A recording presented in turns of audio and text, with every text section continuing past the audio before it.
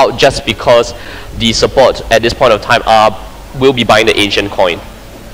That's right, and I think this early invade coming out of Taipei Snipers, it's pretty much a trademark style, especially in the 3.14 patch, where we see generally teams, they don't want to go for invades anymore, just because of the fact that Smite is of a generally lower cooldown, just 40 seconds now. And because of that, a lot of teams, they don't want to go for those invades, they don't want to take risk.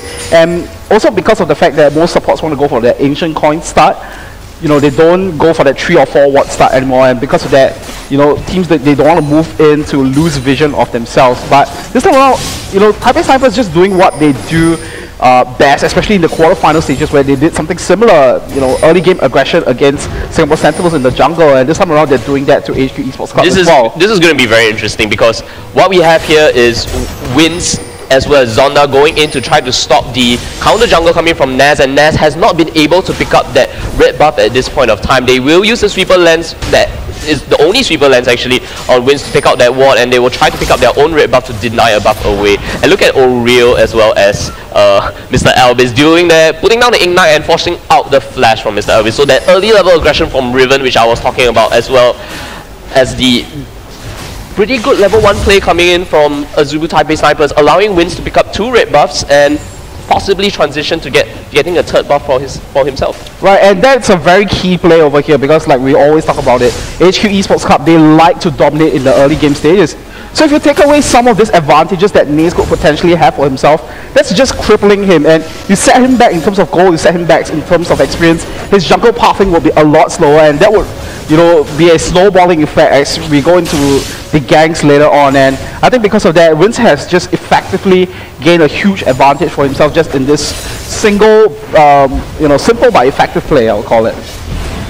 Yeah, that's right. And the shield, they're actually timing out a little bit, so Garnet never unable to block the spellbomb. But what we have here is the gank coming from Naz. Well, looks like he just made me eat my words because Naz is just, you know, he doesn't care at all, even though he lost his buff, but instead he just went down for a straight clean gank down in the bottom lane, and that has worked out for him in that sense. So first blood will go over to Garnet Devil, and so it's a very interesting decision coming out from Naz because he knows that Wins will want to try to pick up as many buffs as possible and get as much experience before going into the lane for a gank. So what Naz decides to do is, okay, I'll hit level 3 and just be the aggressor first because Wins is probably farming out the camps right now, so I have this short window of opportunity to come in for a gank. He went in for the gank, got the first blood, gave it away to Garnet Devil, which will help because Sivir scales extremely well with attack damage as she gets more levels into that boomerang blade.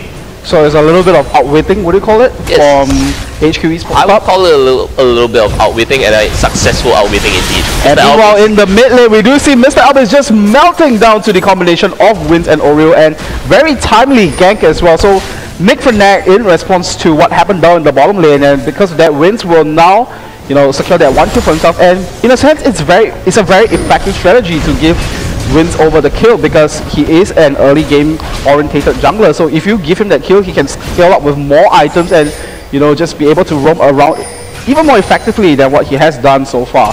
Yeah. And another thing that I like to point out is Wins is probably one of the only junglers in the GPL in itself who actually burn flash every time he goes to the mid lane. He will flash in, aggressively flash in, and throw out the cocoon so much so that he can just extend the range of that CC as much as possible. And having Riven the lane itself with that stun in her kit on its own being the champion like that, and the mobility from Riven allows you to kind of follow on the stun very easily. And meanwhile, up in the top lane, Pride and Zonda still trading back and forth, but now we do see Zonda coming out slightly ahead with a 6 CS advantage. And I don't expect, you know, this trades to stop anytime soon. And probably the only time of change will come in when the junglers start to show their face up in the top lane.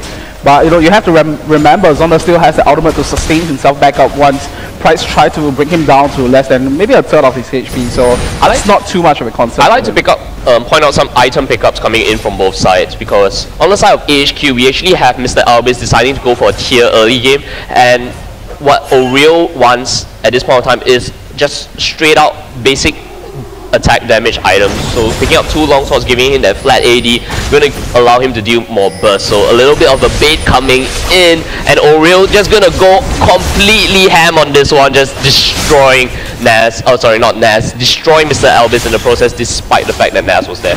Right, so the straight 80 build coming out from Oriel is working out so well for him so far, and I would say in this fashion, Taipei Snipers definitely have this early game in their hands. Oriana is level 4 compared to Oriel's level 6. Right, that's a pretty sad state for him to be in, and now Nace jumps into the fray with the flag spear combo only to get knocked up by Oriel in the process, so Taipei Snipers will back off from there, so Nace successfully defending the turret, but nevertheless, we do see Mr. Albis now 0-2 in terms of kills, and in a 7-minute mark to give Garnet Devil, what are you doing? Pops the spell shield there just to try to mitigate maybe a... I don't know what he was trying to do, but that spell shield didn't really do much. And now Green Tea and Garnet Devil trading back against God JJ once again. It does look like Mistake with this Zillion pick has shown a great amount of aggression in this one, so not having any AP on him as well, so all this basic base damage on that time bomb is working out for him, and meanwhile we do see Wins now meeting Frights up in the top part of the jungle, and it does look like Wins wanna just deter him away, so very risky attempt from Wins. It does look like Mr. Albis will pick up the blue buff for himself. I just noticed one more other thing. Talking about item pickups, Green Tea has decided to upgrade their Ancient Coin into the Nomad's Medallion as fast as possible, but on the side of Mistake, he decides to pick up a Doran Shield instead. And interestingly enough, this Nomad's Medallion hasn't been put to good use just because God JJ and Mistake has been doing such an exceptional job of zoning Green Tea and Garnet Devil. Well, I guess that's the key difference between both laners, and we start to see that translating into CS as well. Garnet Devil sitting at 49 CS, compared that to God JJ sitting at a good 63 CS as well, and hopefully that is that advantage that they need to control this early game beast. And you know, like I mentioned, I think definitely Taipei Snipers coming ahead with that, you know, invasion as well as that early kill that Oriel has able to secure for himself. Yeah, the Taipei Snipers, like you said, has been kind of keeping ahq at bay and not allowing them to play their early game, so sooner or later at about the 10-12 minute mark we should see Azubu Taipei Snipers start to take objectives, probably go for that dragon, transit that into a kill, probably go for a kill or a gank, transit that into an objective such as dragon or a turret, and then that buffet strategy will just start rolling all over again. Right, open up the buffet lines for the snipers, ladies and gentlemen. Yeah, it's gonna happen in another 2 or 3 minutes, guys, so let's just watch out for that one. Right, and in the meantime, we do see Nace coming down once again for a gank setup, but there is that one ward to spot out his position, and we do see Wins responding to this as well, but it does feel like Wins will be looking to take out the blue buff instead. And meanwhile, with the top lane fights, once again trading back and forth between Zonda and himself.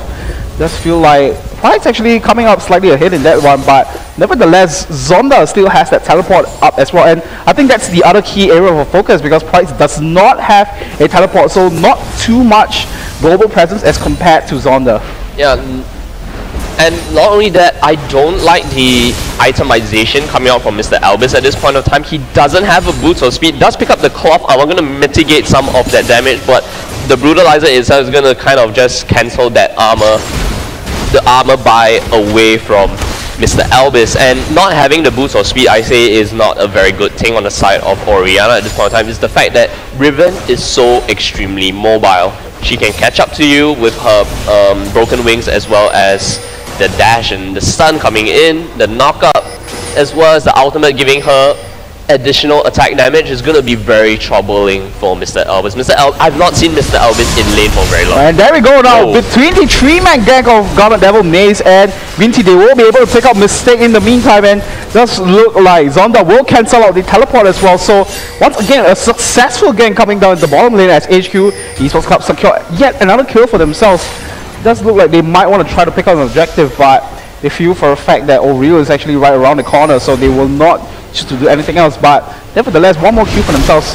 And I don't think Zonda cancelled his teleport. I think Pride's actually used the Dragon's Descent to cancel it away from Zonda, because we do see the Dragon form now on Pride's, and it's gonna go on it will be on cooldown now. Right, that might be exactly what happened here. So, but nevertheless, between both teams, still mirroring each other's movements relatively well, and that's what we are talking about. They're no strangers to each other. They are mirroring each other's movements in that sense. And now there we go. The buffet lines are officially open, as Taipei Snipers take out the first dragon for themselves, and that will pull their goal advantage over AHQ Esports Club to a good 1.3k advantage. Yeah, that's right.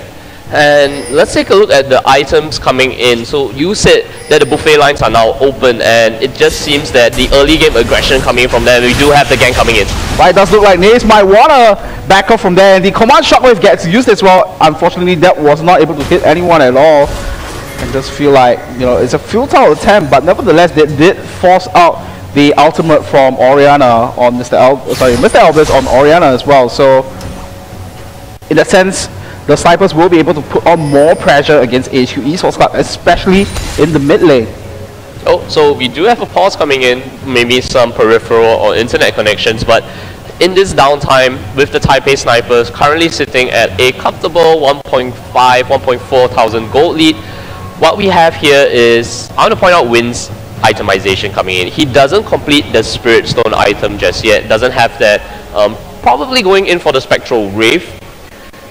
He decides to finish his Sorcerer's Shoes. That just shows me that Wins wants to get in that early magic penetration and allow him to be that, what do we call that? Poke assassin-like champion in the early stages of the game, allowing that the poison to kind of deal additional damage as well as the venomous bite coming in, all of them dealing some form of magic damage. So allowing you to actually ignore some of the magic resistance, especially in this early game, and especially since Mr. Albus has decided to itemize for armor, it's going to help Wins in his gangs in the mid lane especially. And Mr. Albus hasn't had such a good field day today, and it's not very good. But I also like to kind of point out what Mistake's picks has been so far. It's the Zilean pickup, and they have kind of been abusing the fact that Zilean is not a very tanky champion, not like the likes of Trash or Karma, who has a shield for herself, or even Leona that we know that Mistake could actually bring out. Maybe he decides to bring out, but Zilean in itself, very squishy champion, doesn't have a lot of HP at the start to go on, and the 2 kills onto it has kind of softened the impact that Garnet Devil and Green Tea has been facing in the bottom lane. Right, not only that, I also feel that they did it in a very timely fashion as well, because they went in for those early level ganks as well, because, you know, once Mistake hits level 6, he would have that Chrono Shift up on his own end to try to negate that himself. That's effectively one Guarded Angel for himself. But, you know, they just went into the lane from level 1 to 5 before he had any of that. So that 2 kills will definitely bring Garnet Devil in a more comfortable position to try to trade it off against God JJ. But I think Oriel is the area of focus for Taipei Snipers at this point of time. 1-0-1 now, having a good close to 20 CS advantage over Mr. Albus. And not only that, all the other laners as well, Zonda as well as God JJ as well as Oriel. And actually in the meantime, we do see a gang up in the top lane now, Prites chasing onto Zonda there.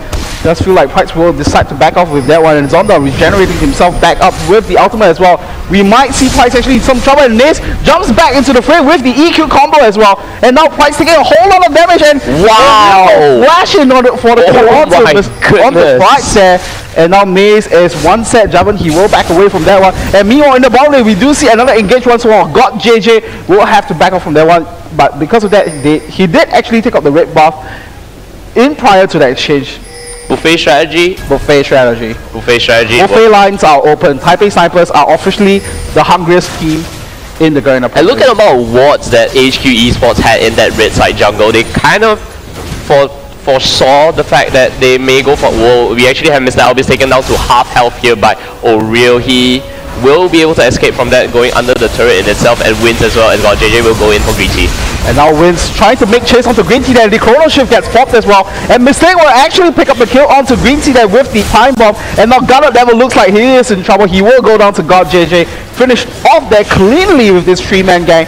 And does look like Taipei Snipers in the meantime will take out the bottom turret as well. So with that propelling their goal lead to a good 4,000 just 40 minutes in against AHQ Esports Club. It does feel like AHQ Esports Club might be sweating their hits. Yeah, they will be shaking in the chairs at this point of time. What happened right now, we saw Azubu Taipei Snipers take on 2 kills, the red buff, as well as a turret. So the buffet lines are open, they are just sweeping it away, and AHQ needs to respond by taking some objectives. So if they do manage to kind of pull on the aggression without going in on the head-on fights at this point of time, because the Azubu Taipei snipers have hit certain item thresholds in which the rest of the laners can't really deal with. Sivir has kind of matched it up with Lucian at this point of time. Gunner Devil hasn't been having such a good day, but the rest of the lanes are doing pretty badly.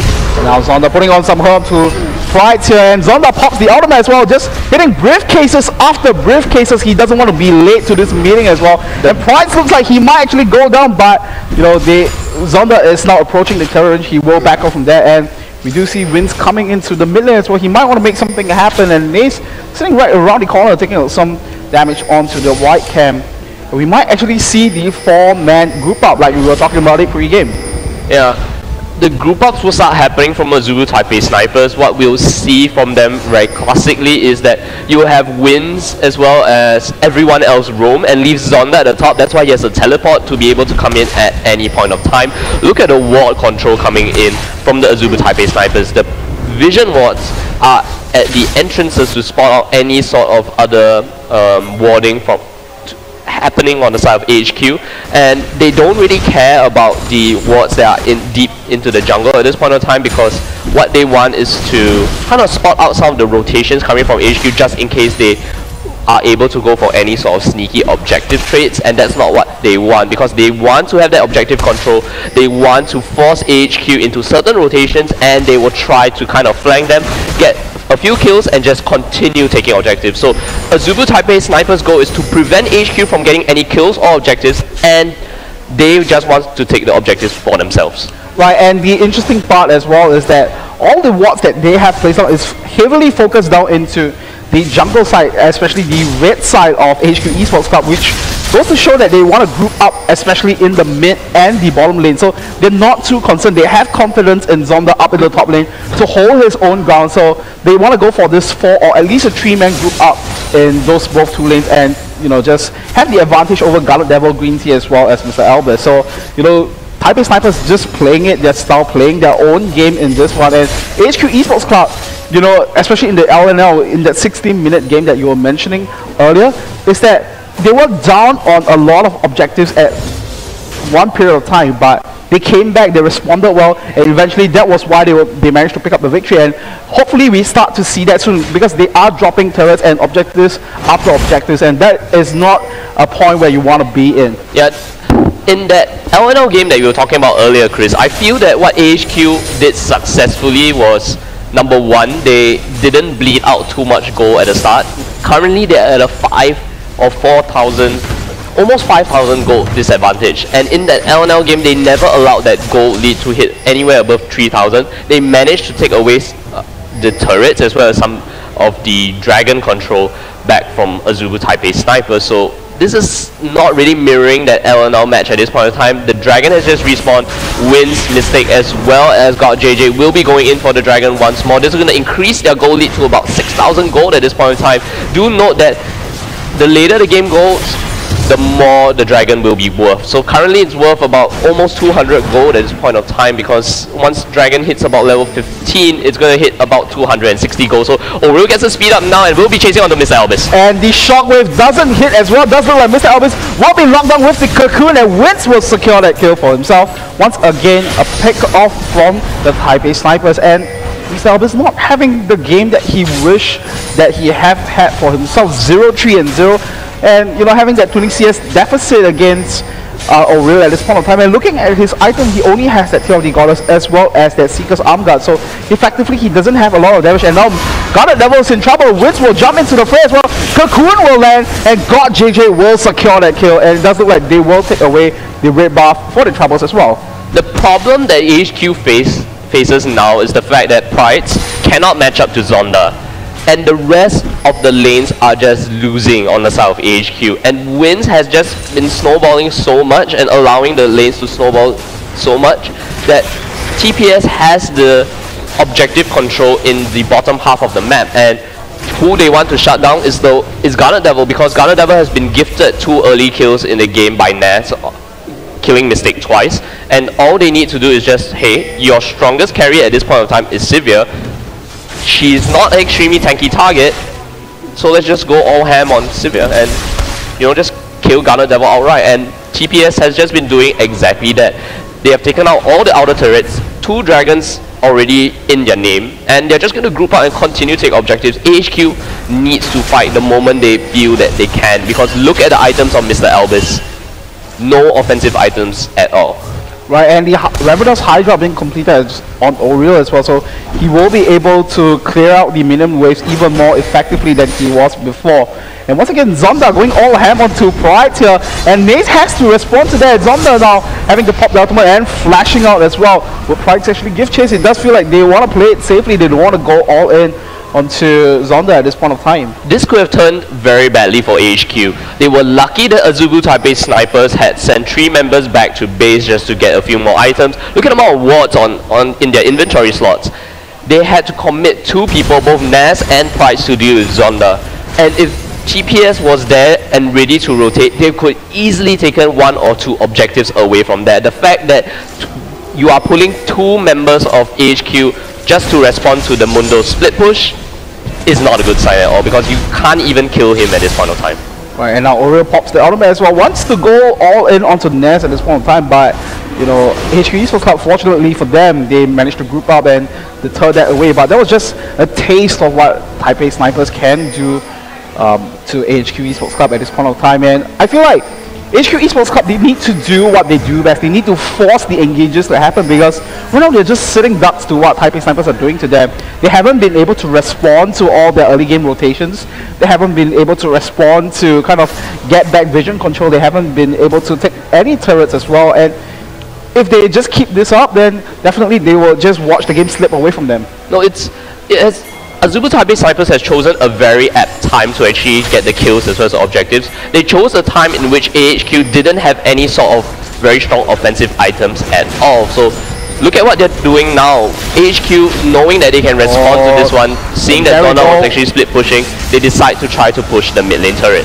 Right, the calling comes down from God JJ as well. It does look like all 5 members of HQ Esports Club have decided to disengage, and the command distance will kind of slow them down as well. Now Zonda taking some damage for the team, but you know, with 5 men grouped up from Taipei Snipers, a very quick and decisive response from themselves as well. Because they knew for a fact what HQ Esports Club they wanted to do is go for a 5-man shove in the mid lane. So quickly Zonda comes back in with the teleport and having the talisman of ascension to bring themselves back into the game as well. So this is exactly what AHQ needs to do. They know they cannot win any team fights, so they are not looking for these team fights. What they need to do is just try to out-rotate Taipei Snipers, put some damage to the turrets in hope of taking some objectives down and gaining some global gold back into their favor, and just disengage the moment they see the Azubu Taipei Snipers at all. Now Oriel now jumping into the fray with the wind slash as well. It does look like White he will not go down actually. And now Mr. Albert finally secure his first kill in the game, and now Zonda just over the wall throwing some rift cases onto HQ Esports Club Naz there, and he will disengage from that one. So you know, HQ Esports Club finally finding one of these fights that they wanted, getting 1 kill for themselves, but at a very heavy and you know, resourceful attempt as well. As now we do see Taipei Snipers going for this relatively early Baron. They do have the damage as well as the health to do so, and with the amount of wards being invested into the jungle of HQ Esports Club, I feel like they're just gonna give it up for them. So Taipei Snipers takes the Baron away from HQ Esports Club, and with that Baron buff securing that place hole in the smash. This is very reminiscent of the Azubu Taipei Snipers up against the Mineski game in the quarterfinals, where the Azubu Taipei Snipers closed all the games like 25 minutes and they took 16 or 17 minute Baron. So this game went on slightly longer than those Mineski games, but what's happening here is that the Azubu Taipei Snipers are in complete control of the game flow. But what AHQ can do and will have to do now is to use the disengage potential of Garnet Devil, Mr. Albis, as well as probably Green Teeth with the Dazzle. Group up, try to force an objective when Azubu Taipei Snipers decide to go back and shop, decide to go and take Dragon. They rotate to the lane that's furthest away, hopefully to take an objective, but they do risk Azubu Taipei Snipers either number 1, catching up to them, or number 2, just out-rotating them, because at this point of time they do not have any outer objectives. Right, and now Snipers catch HQ Esports Club in a pincer formation. Does look like HQ will, you know, disengage from that one as well, but they burn a lot of resources in the process. Snipers might just, you know, march into HQ Esports Club bottom lane base and just take away the turret and subsequently the inhibitor, and that will open up effectively a doorway to victory for them. HQ Esports aren't out of it just yet. They are at a slightly less than 10,000 gold deficit at this point of time.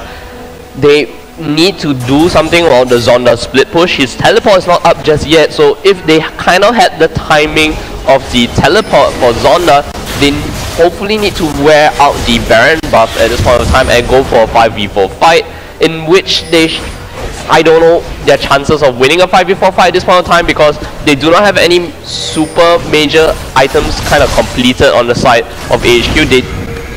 They have hit some item thresholds, but I don't know if HQ is confident. Oh, wow. Whoa, the briefcase actually steals that blue buff away from Mr. Albis, and now Zonda's just saying Mundo goes where he pleases. The Burning Agony is going to tick onto him. The Shockwave does hit onto Zonda, and let's see if he's able to get away with the flash.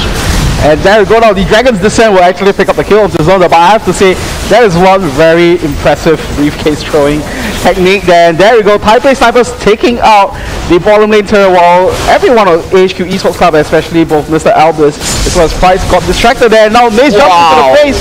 Not too sure if that's the best decision to go for. Wins now taking a whole lot of damage, but you know, his teammates are there to back him out, and there we go with the shield coming down from Mystic as well. And now Oriel will jump to the fray. Look at the amount of damage that he's dealing onto them. So two more kills being secured on the side of Taipei Snipers. Does feel like they will be able to pick up this inhibitor for themselves. And you know, things are starting to look very, very grim for HQ Esports Club in game number 1. That's right, HQ Esports Club may have hit the point of time in which this game they can't win it. The point of no return. It's really slipping away. Azubu Taipei Snipers just going to close out this game. It's going to be a 26-minute game after that Baron and those few kills. They had to commit too many resources to Zonda, and I felt in that engagement Naz went in a little bit too early.